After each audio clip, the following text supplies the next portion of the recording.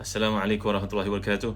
Innal hamdalillah nahmaduhu wa nasta'inuhu wa nastahdihi wa nastaghfiruh wa natubu ilaihi wa natawakkalu alaihi wa na'udzu billahi min shururi anfusina wa sayyiati a'malina may yahdihillahu fala mudilla lahu wa may yudlil fala hadiya lahu. Allahumma salli wa sallim wa barik ala Muhammad wa ala ali Muhammad kama sallaita wa sallamta wa barakta ala Ibrahim wa ala ali Ibrahim fil alamin innaka Hamidum Majid. Amma ba'd. Ahlan wa sahlan kepada sahabat-sahabat yang hadir, buat Fadil Misbah, Anwar, Kak Pak, Abe, Mat Fazili dan semua yang hadir pada malam ni ya. Ummu Fatih, barakallahu fikum jami'an. InsyaAllah pada malam ni saya nak bawa tuan-tuan masih lagi merenungi ayat 123 hingga 124 daripada surah yang mulia, surah Nisa ini mengisahkan tentang bagaimana tanggungjawab kita dalam hidup. Bagaimana prinsip kehidupan ini yang memberitahu kepada kita bahawa janganlah terlalu banyak berangan-angan tapi tidak ada plan of actionnya. Dan saya akan ceritakan kepada tuan-tuan tentang bagaimanakah kedudukan ayat yang bila turun ini para sahabat merasa takut, merasa sedih, resah, iaitulah may ya'mal su'an yujza bih. Bagaimanakah ayat itu ditaufikkan dengan ayat yang lain daripada surah Fatir, bahawasanya ini merupakan satu peringatan, ancaman kepada orang-orang yang murtad sebenarnya, kepada orang yang syirik kepada Allah SWT. Dan saya akan kisahkan kepada tuan-tuan bahawa syirik ini membawa manusia kepada melakukan perkara-perkara disangkanya di sisi Allah diterima, tapi sebenarnya dia derhaka kepada Allah SWT. Kisah yang berlaku kepada seorang yang hidup bersama dengan Nabi SAW yang turut serta dalam satu perangan di mana semua orang mengatakan dia ahli syurga, tapi Nabi telah menyatakan dia sebaliknya ahli neraka. Apa yang berlaku kepada beliau saya nak cerita pada malam ni tuan-tuan. Juga kisah tentang seorang pemuda yang saleh dari Mesir yang mati dalam melakukan wukuf di Arafah, punya kesan legasi yang baik untuk orang-orang Islam di satu tempat di Eropah. Saya nak bawa kisah ni walaupun manusia ini jauh daripada Nabi SAW, tetapi kebarangkalian untuk menjadi saleh itu peluang potensinya masih ada lagi, kerana ayat ni berkaitan dengan ayat ke-124 pada malam ni. Jadi saya mengharapkan tuan-tuan jangan ke mana-mana, kekallah bersama dengan saya di Facebook ni. Dan kalau boleh, saya merayu kepada tuan-tuan panjangkanlah video ni kepada semua orang yang di keliling kita. Mudah-mudahan ini menjadi pembuka mata untuk memahami Al-Quran. Alangkah ruginya tuan-tuan bila kita tidak berusaha untuk memahami kalam Tuhan. Terjemahan je tak cukup tuan-tuan, dia perlu pada tafsiran. Kerana kita tidak memahami bahasa Arab sebagaimana diturunkan kepada sahabat Nabi pada masa itu. Bahkan Sayyidina Umar Khattab radhiyallahu anhu pun bertanya kepada orang-orang Arabi pada masa itu tentang maksud ayat-ayat tentu daripada Al-Quran, yang menunjukkan ada rumut, ada perkara-perkara yang kita perlu pada penjelasan para ulama. Jadi seperti biasa, bagi tuan-tuan yang memiliki tafsir Munir, tafsir Ibn Katsir, boleh buka contohnya tafsir Ibn Katsir pada malam ni jadi tumpuan utama saya. Yang warna biru ni buka jilid yang kedua, muka surat yang terakhir 562 menuju ke penghujung dah tuan-tuan ya, bicara kita daripada surah An-Nisa ini. Bagi tuan-tuan yang terlibat dalam kempen satu rumah satu tafsir, satu sekolah satu tafsir, satu masjid satu tafsir, satu pejabat satu tafsir, saya ucapkan banyak-banyak terima kasih kepada tuan-tuan, kerana tuan-tuan akan memperolehi dengan memiliki tafsir Ibn Katsir ni, tuan-tuan akan dapat kitab yang istimewa daripada kami di Telaga Biru, iaitu kitab yang namanya Ensiklopedia Nama-Nama Anak. Kitab ni khusus diberikan buat tuan-tuan ni. Nak dapat kat pasaran pun susah buku ni. Kitab ni adalah bariskan kepada kita nama-nama para ulama, para salihin, para tabi'in, para ilmuwan dan ejaan nama mereka yang betul. Ya, kerana ramai di kalangan kita yang menggunakan bahasa Arab tapi ejaannya salah. Di sini ada ejaannya dicerita. Jadi tuan-tuan dimulakan sekalian, jangan lupa untuk menyokong projek satu rumah satu tafsir, satu sekolah satu tafsir, kempen satu masjid satu tafsir. Baik muslim-muslimat yang dimulakan Allah sekalian, lihat muka surat 562 daripada surah An-Nisa ayat 123 dan 124. A'udzubillahi minasyaitonirrajim. Laisa bi amaniyikum wala amani ahlil kitab man ya'mal su'an yujza bih wala yajid lahu min dunillahi waliyan wala nasira. ومن يعمل من الصالحات من ذكر أو أنثى وهو مؤمن فأولئك يدخلون الجنة ولا يظلمون نقيرا. صدق الله العظيم. Baik. Terima kasih Fatimah Wati, tak penat-penat Puan Fatimah Wati mengikuti kami di kuliah. Jazakumullahu anna kulla khair. Moga Allah saja membalas jasa tuan-tuan perempuan yang menyokong Zazan Travel. Baik. pahala daripada Allah bukanlah menurut angan-anganmu yang kosong dan tidak pula menurut angan-angan ahli kitab. Barang siapa yang mengerjakan kejahatan, saya akan diberi pembalasan dengan kejahatan itu, dan dia tidak mendapat pelindung dan tidak pula mendapat penolong selain daripada Allah SWT. Barang siapa yang mengerjakan amal-amal saleh bagi lelaki atau perempuan, sedangkan dia itu beriman, maka mereka itu masuk dalam syurga, mereka tidak akan dianiaya walaupun sedikit. Kita dah bincangkan semalam bahawa angan-angan ni tak cukup, tuan-tuan. Seperti kata Hasan Basri, al-iman laisa bitamani wala bitahalli walakin ma waqara fil qalbi wa saddaqahu al-amal. Dalam hidup ini jangan kita terpedaya melihat orang dengan kata-katanya, dengan cita-citanya semata-mata, dengan pakaiannya untuk menggambarkan dia itu mukmin. Tidak, tuan-tuan, kita tak boleh nak menghukum orang pada penampilan zahirnya. Diceritakan oleh Syekh Dr. Muhammad Al-Kamali, seorang ulama daripada Maghribi, bercerita, tuan, beliau hadir di satu tempat bahawa digambarkan kepadanya cerita tentang seorang yang tidak berjanggut, tidak bermisai. Ada setengah pendapat di kalangan para fuqaha yang mengatakan kalau orang itu mencukur janggut dan misainya, dimasuk di kalangan fasik, tak boleh diterima kata-katanya, hadisnya. Ini ada pandangan di kalangan para ulama empat mazhab. Saya tak menafikan, tuan-tuan, tapi pendapat yang rajihnya wallahu alam, tak ada salahnya kalau kita menipiskan janggut atau pemisai. Baik, nak ceritakan bagaimana orang ni. Orang ni merupakan seorang yang kelihatan pada zahirnya macam orang-orang fasik, penampilannya, pakaiannya, dengan jeans yang dipakai. Tapi subhanallah, masya-Allah, tabaraka wa ta'ala, mereka tidak tahu rahsianya. Sehinggalah ada seorang bercerita bahawa keprihatinannya kepada para penghafal Quran.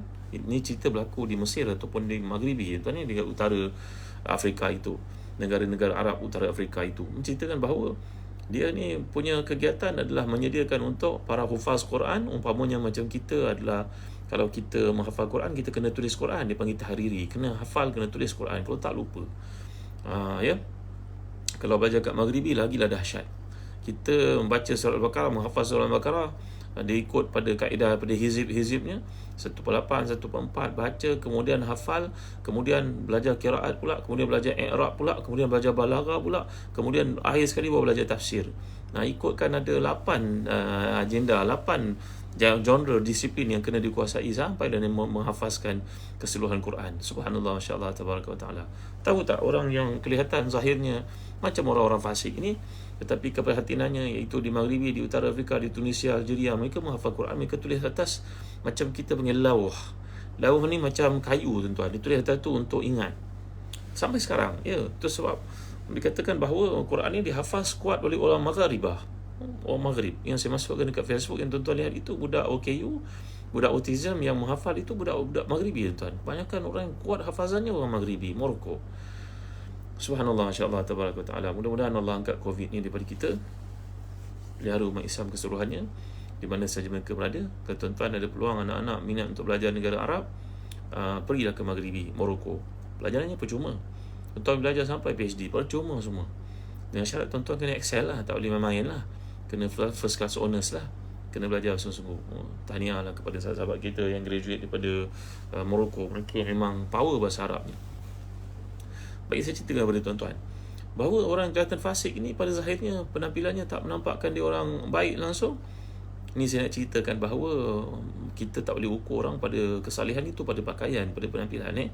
Tapi kerjanya adalah dia mencari duit tanpa orang tahu, dan kemudian mengagihkan kepada mahat-mahat tahfiz yang ada di Maghribi, Maghribi ataupun Algeria ataupun Morocco ataupun Tunisia ataupun Libya. Maka diberi kepada anak-anak menghafaz Quran ini, bahan itu dia sediakan. Kadang-kadang mereka tak punya keupayaan untuk beli bahan itu, macam lauh ni macam papan lah untuk ditulis supaya ingatan bertambah kepada ayat itu, tak akan lupa. Kita kalau menghafal dengan gaya menghafal saja, tidak menulis, kita akan lupa, tuan-tuan ni. Macam anak-anak kita belajar di Tamwa ke tahfiz model Al-Albab yang ada di rangkaian sekolah-sekolah menengah kebangsaan agama di Malaysia, mereka kena tulis Quran. Kalau mereka tak tulis, mereka lupa. Baik, kata Syekh Dr. Muhammad Hassan Kamali, ulama terkemuka di Morocco ini, orang pun barulah tahu bahawa sebenarnya orang yang salih ini kadang-kadang kita lihat pada zahirnya tak nampak kesalihan itu. Tak boleh kita ukur orang pada ukuran zahir. Bercerita pula almarhum Sayyid Syekh Syahid Al-Alim Al-Alama Syekh Muhammad Sa'ad Al-Buti. pada satu hari beliau berpenampilan pelik. Pada hari, biasanya beliau ada misai dinipiskan janggut, tapi pada hari tu misai janggutnya tidak ada. Semua namanya terkejut, apa jadi kat Syekh ni? Dia nak masuk kagat ke atau ataupun nak masuk wataniah ke, kena cukur janggut misai di Syria. Akhirnya dia pun cerita, kamu jangan silap sangka pada aku, ramai orang kat luar tak ada janggut, tak ada misai, tapi baik sebenarnya, soleh sebenarnya. Aku pergi tukang gunting, aku tak perasan. Aku cakap pada dia nipiskan misai, qasus syarib. Dia datang, dia pergi cukurnya misai aku, dah sebelah kena cukur. Takkan aku nak biar sebelah kena cukur, sebelah ada. Maka aku terpaksa langsung dicukur misai semua. Jadi penampilan aku pelik lah pada kamu pada ini. Kamu jangan hisap aku, jangan muhasabah aku pada zahirnya, kata Syekh Muhammad Said Al-Houthi, seorang ulama yang terkemuka yang telah mati syahid ketika rejim Bashar Assad ini membunuh ramai ulama dan juga orang-orang awam. Baik, kita menceritakan kat sini tentang bahawa penampilan seseorang bukan ukuran kepada keimanannya. Seperti kata Hasan Basri, ia perlu kepada mujahadah, ia perlu pada usaha, ia perlu pada inisiatif. Dan kita perhatikan ayat ini tuan-tuan, maya'al su'a yujza bih. Ayat ini kata para ulama tafsir, siapa yang melakukan kejahatan maka akan diberi balasan dan kejahatannya itu. Kata Al-Imam Muhammad Mutawalli Sya'rawi berkata, ayat ini ketika turun, ramai di kalangan para sahabat ridwanullahi alaihim yang begitu tegar imannya. Mereka merupakan ahlul qiyam, ahlul siyam, ahlul Quran. Mereka menangis ketakutan resah bukan kepalang mereka. Kerana ayat ini kalau kita tafsirkan secara selapis tanpa penghayatan, siapa yang mengamalkan kesalahan maka dia akan dibalas dengannya. Wala yajid lahu min dunillahi waliya wala nasira. Dia tidak akan dapat pembantu daripada Allah SWT, tidak akan ada seorang wali ataupun nasir untuk membantunya. Saya nak jelaskan perkataan wali dengan nasir di sini. Para sahabat menjadi resah, gelisah, kerana mereka berkata, takkanlah kita ni semua maksum, kita bukannya Nabi, kita melakukan su'. Jadi siapa yang melakukan su' ni ialah perkara dosa, maka dia akan dibalas dengannya. Tak dekat dunia, akhirat pasti kena. Allah tidak akan jadi pembelanya. Begitu maksud ayat. Para sahabat memahami ayat seperti itu, mereka pun resah, gelisah. Lalu tuan-tuan dimuliakan Allah sekalian, Allah pun turunkan ayat pada surah Fatir ayat ke-36, kadzalika najzi kulla kafur. Begitulah kami membalas orang-orang yang kufur. Nah, nampaknya ayat 36 ini mentafsirkan ayat ke-123 surah Nisa, menghilangkan keresahan yang berlaku pada para sahabat, iaitulah mereka merasa gusar bahawa kesalahan yang mereka lakukan itu akan mengakibatkan kemurkaan Allah dan tiadanya pembelaan daripada Allah dalam kehidupan mereka di dunia juga di akhirat. Jadi nampaknya ayat ke-123 ni, kata Imam Mutawalli Sya'rawi, tafsirkan ayat ke-36 surah Fatir yang menjelaskan kesalahan yang menyebabkan kemurkaan Allah dan hilangnya pembelaan, luputnya bantuan daripadanya itu adalah kerana dosa itu merupakan dosa syirik kepada Allah. Nampaknya ini satu konsep yang penting dalam kita belajar Quran, tuan-tuan ya. Tafsirul Quran bil Quran. Jadi tafsir yang paling mudah, yang paling jelas, yang paling hebat adalah Quran mentafsirkan Quran. Yang kedua, hadis Nabi mentafsirkan Quran. Kalau tidak ada daripada dua sumber perundangan ni, barulah kita akan ambil pandangan para sahabat, para ulama, masuklah ke dalam tafsir bir-ra'yi. Tafsir bir-ra'yi ni pandangan tafsir menggunakan pandangan manusia, sama ada ianya bir-ra'yil mahmud ataupun bir-ra'yil mazmum. Apakah ia pandangan yang diasaskan kepada pengetahuan bahasa Arab yang solid, kesalihan, ketakwaan yang membantu kita untuk memahami Quran itu, ataupun ia cenderung kepada membenarkan, memenangkan mazhab-mazhab tertentu seperti tafsir orang Syiah sebagai contohnya, yang berusaha untuk menyokong politik kesesatannya. Gitu juga tafsir firqah-firqah yang sesat dalam Islam. Mereka menggunakan tafsiran tertentu untuk membenarkan segala hujah yang mereka lakukan itu, kesatan-kesatan mereka lakukan, nak melegaliskan, nak mentabrirkan apa-apa kejahatan mereka lakukan. Baik, kalau kita perhatikan dalam ayat ini, bila Allah menyatakan wala yajid lahu min dunillahi waliya wala nasira, orang yang melakukan kesalahan murtad ini syirik kepada Allah, maka tiada bahagian daripada Allah untuk membantunya, membimbingnya, melindunginya dan jadi pembimbing dan jadi pembantu buatnya. Kalau kita belajar perkataan bahasa Arab, wali ni berarti adalah tempat kita bernaung di bawahnya. Contohnya kita belajar wali nikah, kan, seorang perempuan mesti ada wali untuk menikahkannya. Jadi wali ni makna yali al-insan ay yaqrub minhu wa mithluha an-nasir wal-muawin wala yali al-insan wala yaqrub minhu illa man ahabbahu. Kalau kita belajar dari sudut logik, bahasa Arab dipanggil psikolinguistik, berarti wali ni adalah orang yang dekat dengan kita, orang yang kat mana pun dia akan sokong kita, orang yang akan memenangkan kita. Jadi ini perkataan wali. Jadi sesiapa yang melakukan perbuatan syirik kepada Allah, Allah tidak akan menjadi wali buatnya, tidak akan jadi penaung, pelindung, penjaga buatnya. Dan kemudian perkataan nasir. Nasir ni berarti pembantu kepadanya. Allah tidak akan jadi pembantu buatnya. Kenapa Allah gunakan dua ayat ni? Tak cukup satu, kenapa ada dua? Kenapa ada wali dan juga nasir? Kan itu tuan-tuan yang dimuliakan Allah sekalian. Dijelaskan oleh Imam Mutawi Sya'rawi, saya bacakan dalam bahasa Arabnya. Al-wali kama arafna huwa al-qarib allazi yali al-insan, amma kalimatu nasir fatuhi anna hunaka ma'arik wa khusuma bain al-mu'min wa ghairihi wa hunaka quwwatun kubra qad yadhhar al-insan annaha la tas'alu anhu li'annahu fi salamin wa rakha'in. Inna hadhihi al-quwa indama ta'lam anna hunaka khusuma lil-mu'min ta'ti li nusrati bainama la yajid al-kafir waliyan wala nasira walan yajid man yaqrub minhu walan yajid man yansuruhu in addathu al-ahdath wa addu al-ahdath والذي يجعل الإنسان تتعاطف مع المصاب حتى إن البعيد من أن الإنسان يفزع إليه لينصره لكن أحدا لا ينصر على الله. Ayat ini menunjukkan kepada solidnya ground orang yang mempunyai hubungan yang baik dengan Allah SWT. Jadi kalau orang itu mempunyai hubungan yang baik dengan Allah, segala benda akan Allah bantu untuk selamatkan dia. Seperti kisah yang pernah saya bawa kepada tuan-tuan, kisah seorang pekerja yang saleh zaman dulu-dulu berlaku benda ni. Dibawakan oleh Imam Ibn Rajab Al-Hambali, kitabnya Jami' Al-Ulum Al-Hikam, ataupun dalam kitabnya yang bertajuk Lataiful Ma'arif, menceritakan bahawa dulu ada orang saleh, ada budak yang saleh bekerja dengan majikannya. Majikannya mengetahui kesalehannya. Maka tuan-tuan dimuliakan sekalian, satu hari budak yang saleh ni pergi kerja overtime tanpa pengetahuan tuannya. Katalah ia merupakan kilang. Dia pergi kilang itu pada waktu yang sepatutnya tak bekerja. Maka tanpa dia jangka, dia melihat perbuatan zina berlaku di pejabat atau di kilang itu. Ternyata orang melakukan perbuatan zina itu dah banyak kali melakukannya. Pada kali itu terperangkap dia. Untuk menyelamatkan keadaan, maka lelaki yang berzina dengan perempuan tersebut, pekerja di syarikat itu, akhirnya telah mendakwa kepada majikan dengan mengatakan bahawa budak perempuan ni diiktisab, dirogol oleh budak lelaki yang saleh itu, hanya untuk menyelamatkan keadaan. Maka bos ini pun dibuktikan. Kita ni tuan-tuan dalam hidup, kalau orang datang bawa bukti kepada kita, bukti yang bersifat kemanusiaan, kita jangan terperangkap. Kerana Allah bawa kepada kita kisah yang dilakukan oleh abang-abang Nabi Yusuf kepadanya, iaitu mencampakkannya dalam telaga buta, dalam perigi buta, dan kemudian datang dalam keadaan menangis. Waja'u abahum isya'a yabkun. Nangis ni bukan bukti tuan-tuan, kita jangan terperangkap. Orang menangis belum tentu betul dalam hujah-hujahnya. Nangis ni adalah satu alasan untuk mengukuhkan mungkin dakwaannya yang palsu.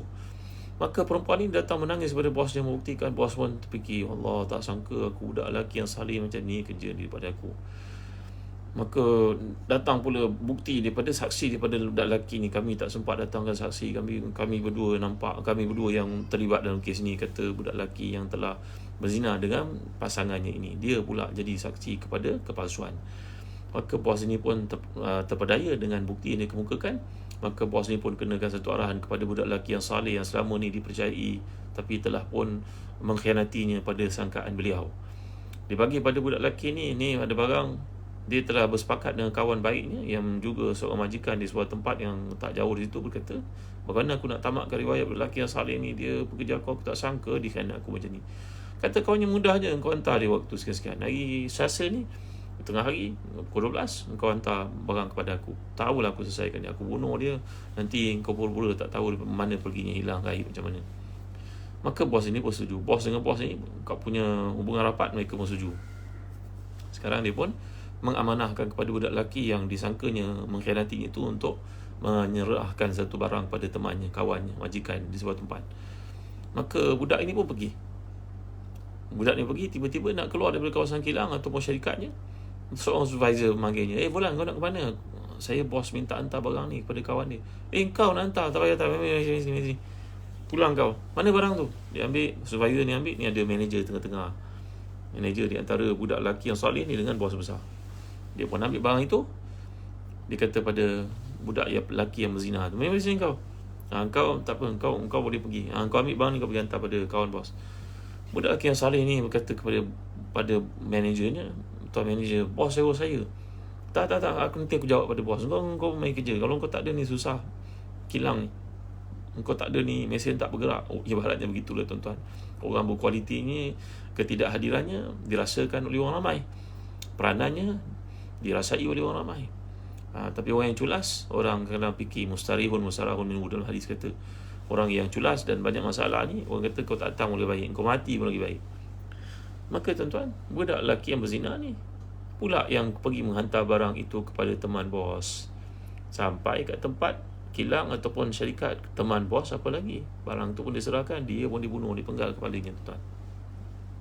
Menjelang petang, bos syarikat pertama ni turun ke bawah tengok, engkau ada lagi, kenapa engkau tak pergi? Maka budak ini pun memberikan alasan, tuan, saya nak pergi bos, saya nak pergi, tapi manager tak pergi. Mana manager kau?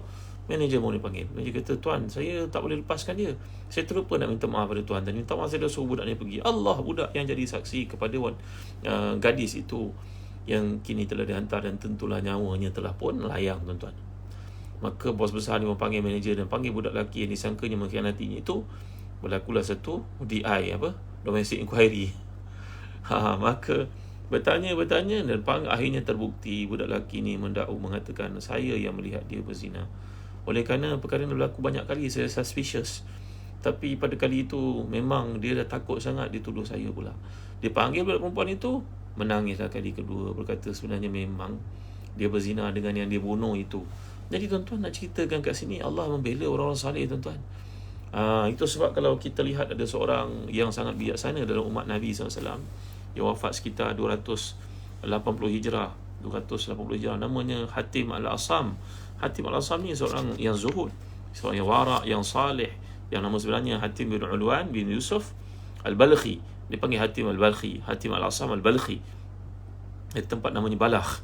Ya, beliau ni berkata, sungguhnya tanda orang itu punya hubungan yang rapat dengan Allah Subhanahu Wa Taala, dan Allah akan menjaganya, Allah akan meliharanya.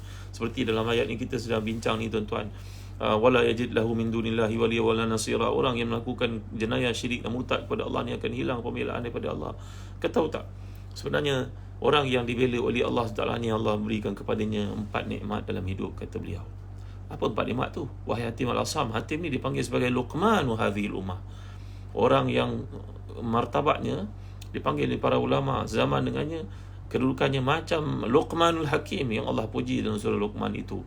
Kebijaksanaannya, kewarakannya, kesalihannya, tawadhu'nya, kata-katanya yang masuk ke kalbu orang dan mengajak pada perubahan. Jadi Hatim Al-Asam ni berpesan kepada kita, man khala qalbuhu min dhikri arba'ati akhtarin fahuwa mughtarun fala ta'man asyaqa. Sungguhnya sesiapa yang hatinya hatinya luput daripada 4 perkara, maka sebenarnya dia seorang yang tertipu. Dia ni tak dapat bantuan daripada Allah Subhanahu Wa Taala, dia tak dapat pembelaan daripada Allah Taala. Jangan jadi orang seperti ni, kata Hatim Al-Asam. Untuk tuan-tuan, Hatim Al-Asam ni punya banyak kata-kata yang menarik. Antaranya bila orang bertanya kepadanya, Imam Ahmad pernah bertanya kepadanya, apa yang menyebabkan kau ni begitu tinggi tawakalmu wahai Hatim? Cuba kau cerita kepada kami, apa maksud tawakal yang kau alami? Beliau menjawab, alibtu anna rizqi la ya'kuluhu ghairi fatma'annat nafsi ilaihi. Aku ni jadi orang bertawakal dalam hidup aku kepada Allah, bertawakal sepenuhnya kerana aku yakin rezeki aku tidak akan diambil orang, kata Hatim Al-Asam. Bila rezeki aku tak akan diambil orang, perlu apa aku risau? Kita ni risau kerana kita takut harta kita diambil orang tuan-tuan, bahagian kita diambil orang. Jadi ini yang menyebabkan risau, kita punya tawakal pun terjejas. Yang kedua, kata Hatim Al-Asam, alimtu anna amali la ya'maluhu ghairi fa ana munsyaghilun bihi. Aku tahu bahawa amalanku tidak akan dikerjakan orang. Aku akan mati, amalanku akan ditanya oleh Allah. Amalanku tidak akan dilakukan oleh sesiapa pun. Orang yang ajak aku bersembang itu, dia tak akan tampung amalan aku. Aku duduk menadi, buang masa melangut-langut, tengok TV, tengok movie, membuang masa. Umur aku dah tua macam ni, siapa nak beramal dengan aku dengan tahajudnya? Kadang kita ni ditipu syaitan tuan-tuan ni. Nak tengok cerita Osmaniyah konon, nak tengok cerita apa Togrol, nak tengok cerita kerajaan Osman, cerita yang baik, bina kepada kita satu jati diri, yakin dengan Islam dan sebagainya. Allahu Akbar. Tengok sampai pukul 1 pagi. Lepas tu subuh pun tak ke mana, tahajud jauh lagi lah. Tuan-tuan jangan lupa besok adalah 13 Jamadil Akhir. 13, 14, 15 dipanggil hari-hari putih. Jom kita puasa sesama kerana puasa pada hari ini merupakan sunnah Nabi SAW. Dan saya nak galakkan tuan-tuan untuk mendapatkan kurma mekjol ni daripada Zazan Travel. Tuan-tuan boleh dapatkan, boleh beli kurma mekjol ni. Saiznya besar, tengok ni. Masya-Allah, amat menggoda nafsu. Kita boleh gunakan untuk makan sahur kita dan berbuka puasa. Satu makanan yang sangat baik, sangat bagus untuk beri stamina kepada kita. Tuan-tuan boleh dapatkan botol yang tinggi macam ni, 500 gram ataupun 750 gram ataupun 250 gram. Dan kami pun ada ajwa. Terima kasih tuan-tuan, ada ajwa, ada kurma ajwa untuk tuan-tuan dapatkan. Kurma ajwa ada yang 250 gram, ada 500 gram. Kita berada pada bulan-bulan pilihan ni, Jamadil Akhir. Lepas ni masuk Rajab, Syaban, Ramadan. Tinggal berapa puluh hari tuan-tuan, tak sampai 90 hari lagi. Mari kita puasa sunat. Dapatkan kurma-kurma ni untuk menjadi makanan sahur kita seperti Rasulullah SAW makan kurma ni sebiji bagi dua dengan Aisyah radhiyallahu anha. Dan saya menyangkakan apa yang dikatakan tuan guru saya, bahawa kurma mekjol ni yang besar-besar ni tuan-tuan kan, yang datang dari Palestin ni, saiznya pun besar. Tengok ni, nampak kan, menyelerakan sekali. Dalamnya pun cantik. Tuan-tuan boleh dapatkan daripada Jalan Travel.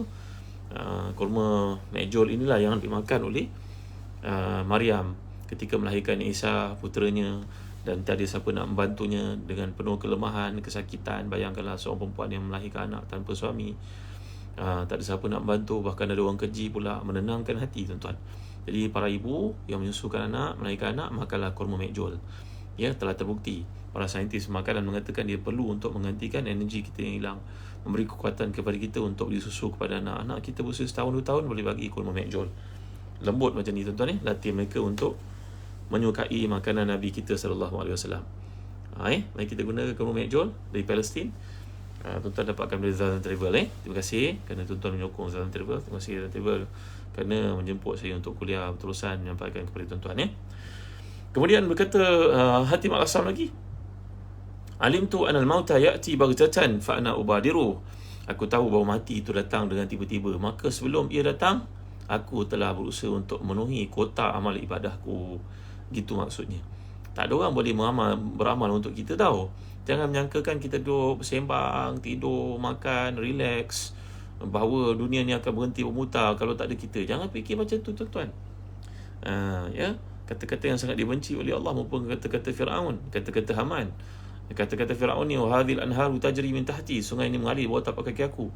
Kata Qarun pula, innama utituhu ala ilmin indi, aku diberi harta ini, diberikan kerana kerja aku yang susah payah. Aku bina from scratch gitu. Jangan jadi macam Qarun tahu. Begitu juga Haman, ibni li sarhan la'li ablugul asbab. Ini Haman telah terlibat dengan projek menara untuk Firaun menembak Allah SWT. Allahu Akbar. Nanti kita baca kisah ni tuan-tuan. Jadi dalam kata-kata Hatim Al-Asam lagi, alimtu anni la akhlu min ainillah fa ana astahi minhu. Aku tahu bahawa aku tidak akan selamat, tidak akan terlindung daripada pandangan Allah, maka aku malu untuk melakukan kejahatan kepadanya. Itu sebab dalam satu hadis sahih riwayat Tirmizi, Nabi bersabda, istahyu minallahi istihya'aka minas salihin min ahlik.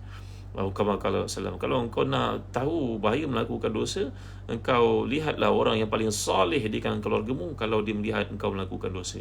Apa dosa? Apa-apalah.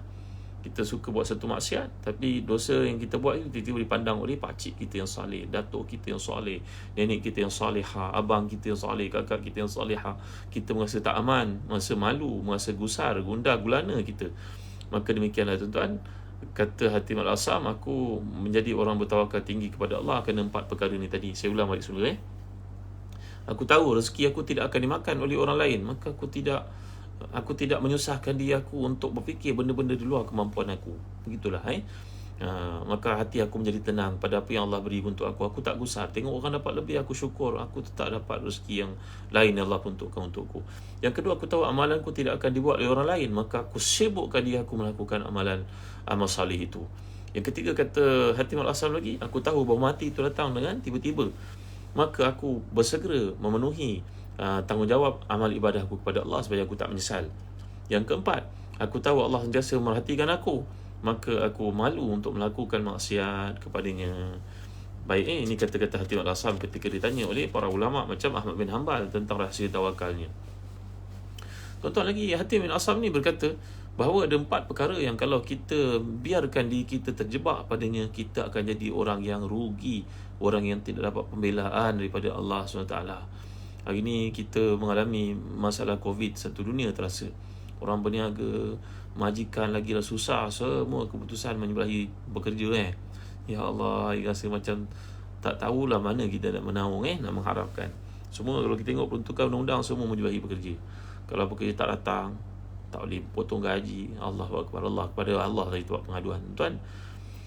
Jadi kata Hatim Al-Asam ni sebenarnya kamu perhatikan, ada kalau kamu mengalami benda ni semua menandakan kamu tertipu. Yang pertama, al-awwal khataru yaumil mithaq hina qala haula'i fil jannah wala ubali wa haula'i fil nar wala ubali fala ta'lam fi ayil fariqaini kunta.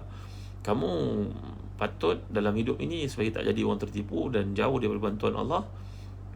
Hendaklah engkau sentiasa fikirkan nanti ke akhirat Allah seru orang ni masuk syurga, orang ni masuk neraka. Tak ada siapa boleh challenge keputusan Allah SWT.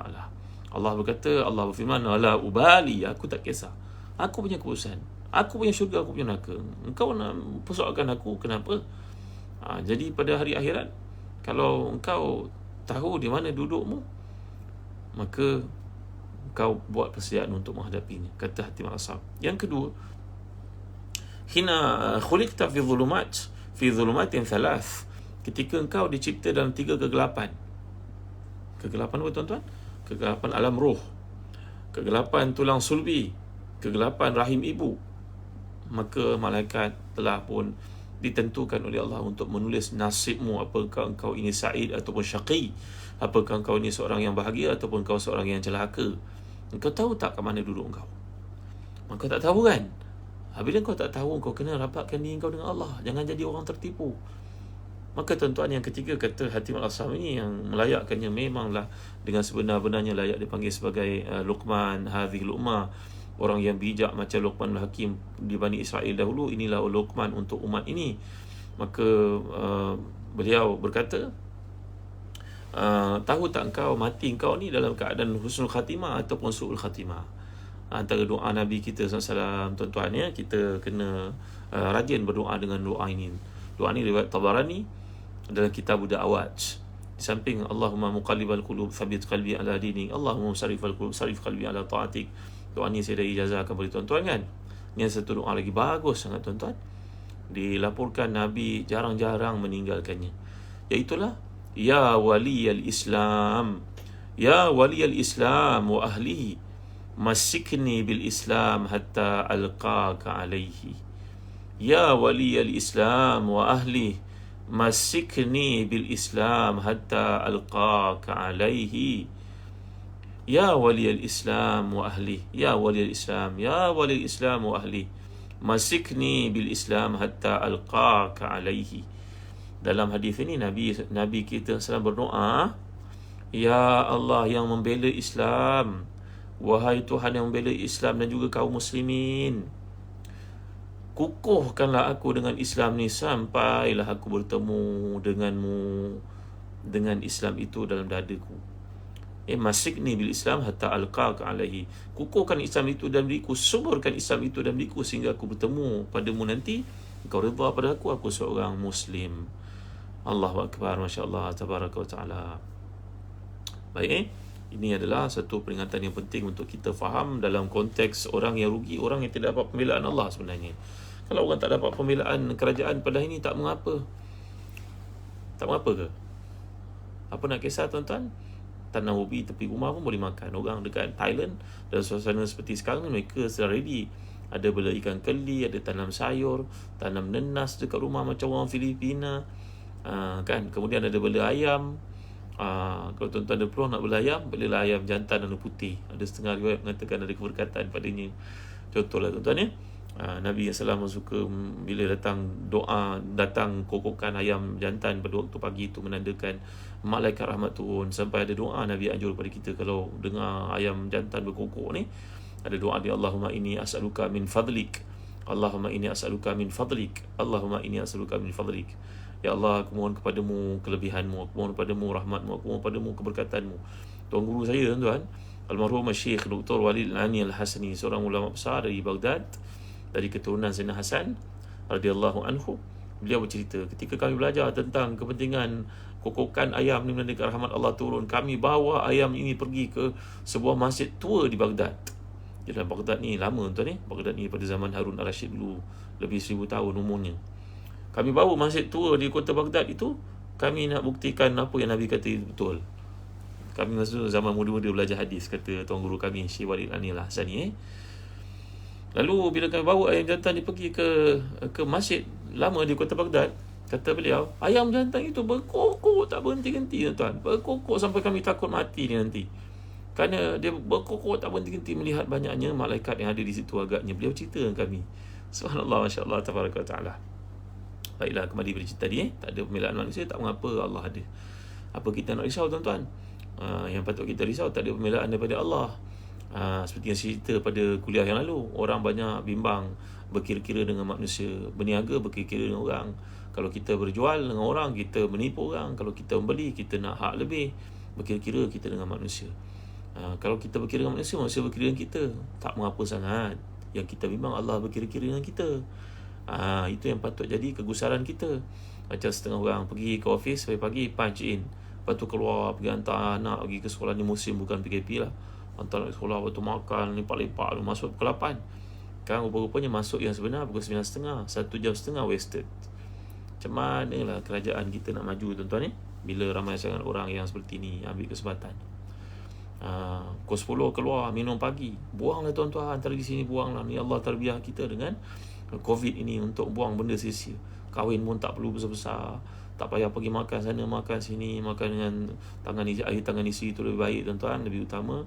Saya tak mentuhmah, memfitnah tukang masak di luar sana, tak, saya tak masukkan itu. Tapi kita boleh dalam suasana seperti sekarang ni menjaga kebersihan diri, makanan dan sebagainya. Kita pun tak tahu sejauh mana kebersihan orang lakukan di luar tuan-tuan. Baik, ayat yang berikutnya 124. وَمَا يَعْمَلْ مِنَ الصَّالِحَاتِ مِنْ ذَكَرٍ أَوْ أُنْثَىٰ وَهُوَ مُؤْمِنٌ فَأُولَٰئِكَ يَدْخُلُونَ الْجَنَّةَ وَلَا يُظْلَمُونَ نَقِيرًا. Siapa yang beramal salih di kalangan, beramal daripada kesalihan, sama ada lelaki atau perempuan, dalam keadaan dia beriman kepada Allah, meyakininya, maka mereka itu akan masuki syurga, tidak akan dizalimi sedikit pun. Ayat ni kata para ulama tafsir, kalau kita belajar bahasa Arab, kenapa Allah sebut minas salihat? وَمَا يَعْمَلْ مِنَ الصَّالِحَاتِ. Siapa yang beramal minas salihat. Min dalam bahasa Arab ini dia bukan setakat huruf, dia ada makna. Dia panggil huruful ma'ani. Ni min di sini min tab'id. Min bagi merujuk kepada tajzi'ah, merujuk bahawa amal salih ni ada banyak. Ada kalangan kita yang Allah SWT uji dengan harta yang banyak, itu ujian sebenarnya. Maka dia akan masuk syurga di kalangan para sahabat, seperti sahabat-sahabat yang salih yang melakukan infak, belanja. Kita jangan envy pada mereka tuan-tuan. Kita jangan hasad mereka sedikit pun tak mau. Mungkin Allah beri kepada kita bukan harta banyak macam dia, tapi Allah hadiahkan untuk kita ada ibu ayah yang hidup, untuk kita jaga. Tak susah tuan-tuan. Tapi kadang-kadang nafsu dan juga syahwat kita selalu mengajak kita kepada rasa susah, rasa beban dalam perkara semikian kan tuan-tuan. Kerana syurga ni ada banyak pintu. Maka ada orang yang akan masuk syurga melalui dermanya yang banyak. Ada orang masuk syurga kerana banyak tahajudnya. Ada orang yang masuk syurga kerana menjaga ibu bapanya. Maka kalau tuan-tuan dapat hadiah itu daripada Allah, terimalah tuan-tuan. Cakap ni memang senang, tapi nak buat tak senang tuan-tuan. Kerana bila ayah ibu kita dalam keadaan sihat, semua orang mula-mula nak baik padanya. Tapi bila ayah ibu itu sudah tua, mungkin pada waktu malam dia perlukan pada kita perhatian untuk bawa ke hospital dan sebagainya, maka memang susah. Memang tak semua orang sanggup untuk menjalankan tanggungjawab itu. Maka itu sebab dalam ayat ini Allah menyebut minas salihat, bahawa amal salih ni kadang-kadang Allah beri dalam berbagai-bagai bentuk. Ada orang dia berpeluang untuk jaga anak yatim. Ya, tak kisahlah anak yatim tu dia ada yayasan sendiri ke, dia ada sekolah sendiri ke, ataupun anak abang dan kakak yang dia kena jaga, mereka berpisah dan ayahnya tidak ambil tahu tentangnya, maka ini pahala tuan-tuan. Ada pula para isteri yang saya pernah cerita kepada tuan-tuan, kematian suami, dan orang-orang ni disebut dalam hadis akan melumur-lumur masuk syurga kerana kesabarannya untuk menjaga anak-anak itu tidak berkahwin yang baru. Kerana baginya berkahwin mungkin akan mungkin akan lose sikit, ada berlaku pengabaian sikit pada masa depan anak-anak itu. Pada sangka mereka, saya tak menafikan dia berkahwin dapat suami yang saleh, dan kisah Ummu Salamah yang kita bacakan juga menunjukkan ada possibility berlaku perkara seperti itu. Saya tak menafikan tuan-tuan, tapi ada orang yang memilih untuk hidup sendirian, menjaga anak-anaknya kerana itu merupakan jihadnya. InsyaAllah mereka akan masuk di kalangan orang yang menjaga anak-anak yatim tuan-tuan. Kita tak perlu ada sekolah. Kalau kita tak ada kemampuan, buat apa kita cerita tentang buat sekolah, sedangkan ada orang keliling kita yang perlu kita bangunkan, kita isi masa mereka. Nampaknya tuan-tuan saya tak kesempatan untuk melengkapkan ayat indah ini, walaupun saya telah buat persiapan untuk menguraikannya, maafkan saya. Ya, insyaAllah kita akan sentuh ayat ini lanjut dalam kuliah pada hari esok dengan izin Allah. Tolonglah tuan-tuan sebarkan video ni kepada teman-teman kita. Moga-moga padanya ada hidayah, ada taufik, ada inayah, ada irsyad untuk mengajak orang melakukan kebaikan, memahami Al-Quran, dan membuka satu laluan jalan untuk kita mengenali Tuhan lebih dekat. Tuan-tuan yang mulia Allah sekalian, kerana Sayyid Qutb pernah berkata, ni'matun ma ba'daha min ni'mah.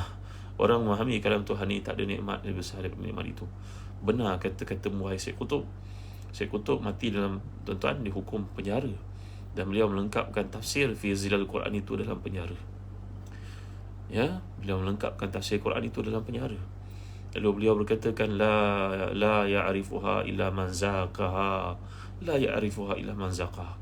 Maksudnya tak ada orang yang memahami kenikmatan, kehebatan kalam Tuhan ni melainkan dia bergelumang dalamnya, dia masuk dalamnya, dia mentadaburnya, dia menghayatinya, dia berusaha untuk memahaminya. Tanyalah kepada tuan-tuan yang telah memiliki tafsir Ibn Katsir, yang saya sarankan antara tafsir yang terbaik. Tanya kepada ramai ulama, tuan-tuan, apakah tafsir yang terbaik?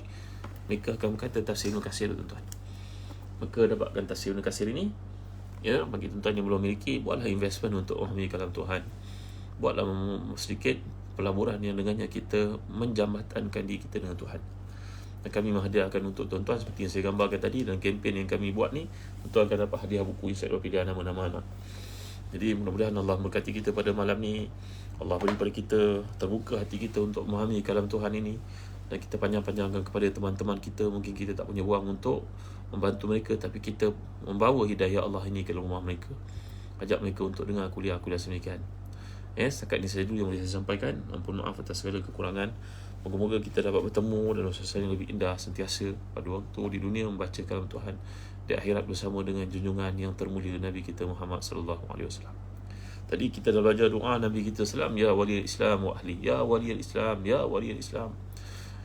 Wahai Tuhan yang membela Islam dan umatnya, masikni bil Islam hatta alqaka alaihi.